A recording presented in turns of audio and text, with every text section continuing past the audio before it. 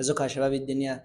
في توقف دولي وفي قائمة من الاختيارات الغير منطقية للأصلع حسام حسن، فتعال نشوف الدنيا هو اختار مين ونقيم اللعبة دي من وجهة نظر. هنخش دلوقتي على حراسة المرمى. هو مختار في حراسة المرمى 4 حراس.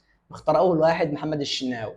أنا وأنت واللي بيشجع أهلي زمالك إسماعيلي مصري أي فرقة عارف محمد الشناوي مستواه حاليا ومستواه أصلا من الموسم اللي فات لا يصلح يقفز منتخب مصر أو يروح أصلا منتخب مصر. وكمان اصلا ان هو عنده والده متوفي، ففي نفس الوقت النفسيه في الارض، ومقدم من اول موسم مستوى سيء مع النادي الاهلي. واول ماتشين ما كانش هو اللي بيقف، كان مصطفى شوبير اللي بيقف. تمام، تخش على الحارس الثاني مصطفى شوبير. طب هل ده مش ظلم؟ هل ده مش ظلم للفرق الثانيه؟ هل ده مش ظلم ان حارس يتالق مع فريق ثاني وما يتاخدش على حساب الحارس الاساسي والبديل للمنتخب، الحارس الاساسي والبديل للاهلي؟ طب خد واحد من الاهلي، وانت تسالني ياخد مين، اقول لك ياخد مصطفى شوبير عشان هو حارس واعد، هو حارس حلو احلى من الشناوي. خش على الحارس اللي بعده محمد صبحي. محمد صبحي حاليا احلى حارس في الدوري المصري.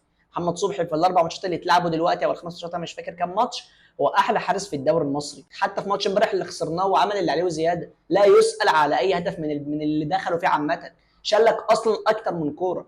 فانا شايف ان محمد صبحي بالمستوى ده حاليا هو افضل حارس في الدوري المصري حاليا في ال5 جولات اللي اتلعبوا، لسه على اخر موسم هنقيم بقى. الحارس الرابع هو عبد العزيز بلعوطي. انا ما بتابعش البنك الاهلي فما اعرفش هل عبد العزيز بلعوطي بيلعب حلو ولا لا، فانا ما بتابعش البنك الاهلي فماشي، ما عنديش مشكله معاه. هنيجي نخش على خط الدفاع دلوقتي، هنسيب كل السردباكات دلوقتي وهنخش على الباكات. واخد في الباك اليمين احمد عيد اللي هو بتاع المصري. انا ما بتفرجش عليه بس من اللي بيقال عليه ان هو لعيب حلو، لعيب واعد، مفيش مشكله. واخد محمد هاني. ظلم اللي بيحصل، ظلم لما يكون في واحد اسمه علي فوزي باك يمين بتاع مودرن سبورت، لما يكون عامل 5 مساهمات وما يروحش المنتخب يبقى ظلم. انك تسيب علي فوزي وتسيب باكات تانية تستحق تروح وتاخد محمد هاني عشان بيلعب في النادي الاهلي، يبقى ده ظلم. ده ظلم، ده مفيش ولا لا. انت لو سالت مشجع الاهلي ذات نفسه على محمد هاني هيقول لك كوسه. انت واخد لي محمد هاني، انا ما اعرفش انت بتفكر ازاي. خش على الباكات الشمال، واخد محمد حمدي بتاع بيراميدز.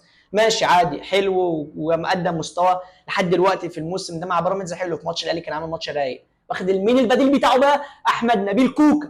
مين كوكا ده بقى؟ كوكا ده اللي هو نص ملعب، ان هو بيلعب نص ملعب اصلا، بس مدرب الاهلي بيلعبه باك شمال وما بيلعبش، اللي بيلعب كريم فؤاد. انت فاهم الفكره عامله ازاي؟ انت فاهم الكوسه اللي احنا فيها؟ انت فاهم الاختيارات الهبله العشوائيه اللي احنا فيها؟ واخد احمد نبيل كوكا اللي هو اصلا بيقعد على الدكه بديل، اللي هو اصلا نص ملعب، بس الاهلي بيلعبه باك شمال، اللي هو ما بيلعبش باك شمال، ده هو بديل للباك شمال اللي بيلعب. انت فاهم الفكره ان هو واخد لاعب عامل ازاي ومفيش حد متفق اصلا عليه ومستواه زفت. كان اولى تاخد يحيى زكريا من غزل المحله، عامل ماتشات جامده وفي كتير ناس، بس انا هم دول اللي في دماغي حاليا. بس انا متخيل انت فاهم الفكره عامله ازاي ان انت تاخد محمد هاني واحمد كوكا. انت شايف العشوائيه اللي احنا فيها، شايف الظلم، شايف ما اعرفش ليه كل مدرب بيجي يمسك المنتخب بيتهبل، بالذات اجنبي وطني. خش تاني على قلب الدفاع بقى. خالد صبحي ما عنديش مشكله ماشي، عمرو الجزار ماشي، حسام عبد المجيد ماشي، رامي ربيعه. انت شفت برضه هيقول لي اصل طالع من النادي الاهلي ومحترف. جمله المحترفين عندنا دي جمله عبيطه قوي. انت شفت ايه من رامي ربيعه عشان تجيبه المنتخب؟ برضه ما هو يا جدعان هو مش فرح، مش اي حد بيطلع يحترف بره هنجيبه. رامي ربيعه كان مع العين في كاس العالم للانديه قدم كوارث، قبل ما يمشي من الاهلي كان ملط. رامي ربيعه لا يصلح انه يلعب، انه ياخده معايا حجز خماسي. فانت واخد رامي ربيعه ليه؟ هل السردباكات في مصر خلصت؟ اكيد 100% هتلاقي في سردباكات عامله ماتشات هايله. يا عم الوقت كانوا بتاع اللي كان بيلعب امبارح مع وادي دجله، اقسم بالله يستحق يروح، عمل ماتش جامد. الدنيا في مصر بايظه. خش على خط النص، اول اسم عندي حمدي فتحي. هل ده عدل ربنا؟ اسال اي حد اهلاوي عشان ما حدش يقول لي انت بتشجع الزمالك. اسال اي حد لو قول له حسام حسن واخد حمدي فتحي في خط النص، هل ده صح؟ هل ده منطقي؟ هل ده قرار؟ والله هيرسل لك جيوش من حرف الخاء. حمدي فتحي لعب مع الاهلي كاس العالم للانديه كان بنضرب بيه الجزمه. حاليا حمدي فتحي حاليا لو رجع الدوري المصري اخر لاعب في فرق منتصف جدول. هو واخده معاه المنتخب ليه؟ عشان محترف. وهو شفته اداؤه مع كاس العالم للانديه مع الاهلي كان ملط، كان مضروب بالجزمه. خش على الشق الثاني بيل عماد دونجا. واخد دونجا ليه برضه؟ هل مش في ناس افضل من دونجا تستحق ان هي تروح المنتخب؟ في طبعا. انت واخد حمدي فتحي ودونجا. مين الاسم الثالث؟ مروان عطيه اللي هو بالمناسبه ما لعبش ولا ماتش الموسم ده، مصاب، اقسم بالله مصاب، ما لعب ولا ماتش. فهو واخد حتى لو بيلعب اصلا، لو واخد حمدي فتحي، عماد دونجا ومروان عطيه، وتقول لي كم منتخب مصر ما بيكسبش ليه؟ عشان الظلم اللي احنا فيه، عشان العشوائيه اللي احنا فيها، عشان انت بتاخد لاعب على حساب لاعب تاني احق انه يروح، وتقول لي احنا ما بنكسبش ليه؟ والله عندنا حق ما نكسب، طول ما البلاص حسام حسن ده ماسكنا مفيش اي حاجه هتحصل. عايزين مدرب بيراعي ربنا، عايزين مدرب يجي يختار اللعيبه اللي بتلعب بجد. 3 اسماء: حمدي فتحي، دونجا، مروان عطيه. ايه الزفت الهبل ده؟ تعالوا نكمل. مين اللي بعدهم؟ مهند لاشين، افضل 6 في افريقيا، ده ارفع لك القبعه عليه. افضل ديفندر في افريقيا هو مهند لاشين. انت شفت مهند لاشين في ماتش الاهلي عمل ايه؟ شفت مهند لاشين ازاي بيحافظ على كورته؟ شفت مهند لاشين ازاي بيقف على كورته تحت الضغط؟ شفت ازاي بيموه ويعمل فنتات ويبص هنا وهنا؟ شفت مهند لاشين عامه اتفرجتوا عليه مع بيراميدز في اخر ماتش قدام الاهلي او الموسم اللي فات حتى؟ مهند لاشين هو الوحيد اللي يستحق يلعب اساسي في منتخب مصر في مركز الديفندر في نص الملعب. اللي بعده احمد سيد زيزو، ما عنديش مشكله، ظهر بمستوى كويس يعني حلو مع الاهلي، او مش حلو برضه ما هوش ده، بس ماشي عادي، ما عنديش معاه خلاف. احمد زيزو عادي يروح. اللي بعده بقى محمود حسن تريزيجيه. هل ده يستحق يروح المنتخب؟ هل المستوى اللي لعبه محمود تريزيجيه مع ده كويس؟ انت لعبت في الدوري المصري بقى عشان ما بتتفرجش عليك في اوروبا يتفرج.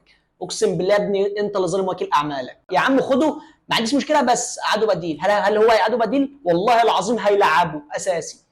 وتريزيجيه لو سالت اي سباك ماشي في الشارع هيقول لك تريزيجيه ده لعيب ملط برضه، ولا بيعمل اي حاجه، بيفضل يجري بالكره، يجري وخلاص عافيجي. اللي بعده عمر مرموش، ماشي. ابراهيم عادل، ماشي. هو ده المفروض يلعب بقى اساسي، انما هو يعمل كده؟ هو جبان، هو بيخاف.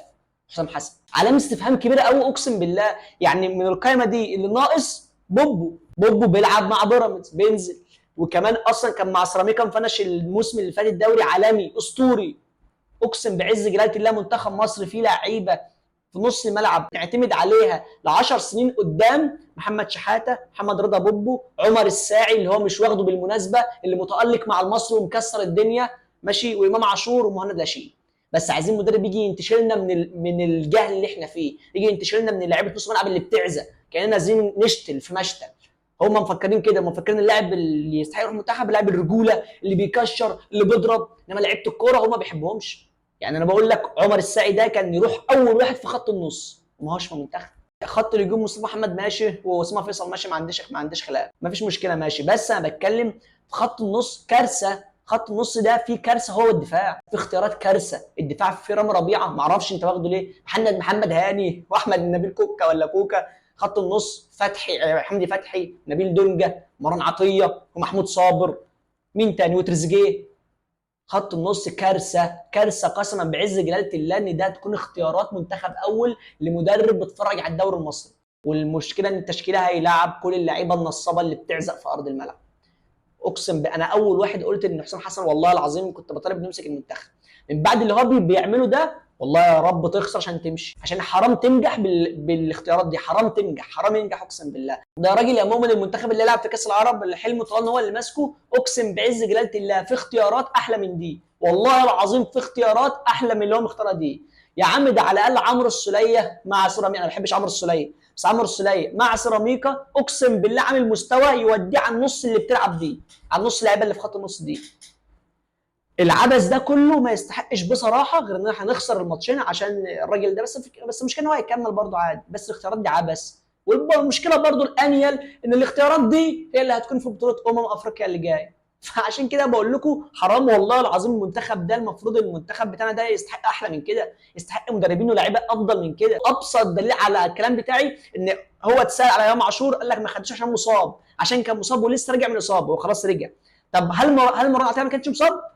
لسه راجع من اصابه. خدت مروان عطيه ليه؟ انك تقول على امام عاشور لسه راجع من اصابه، تاخد مروان عطيه ما هو لسه راجع نفس النظام. فخالد ده وصلت ده ليه بقى؟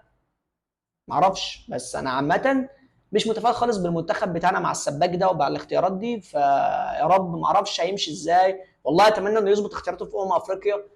لو ظبطها مليون في المية الناس هتكون داخله البطوله وهي مرتاحه وشايفه ان كل لاعب بيستحق يروح. انا ما بحبش الظلم عامه، مش متفائل بالتوليفه العبيطه دي.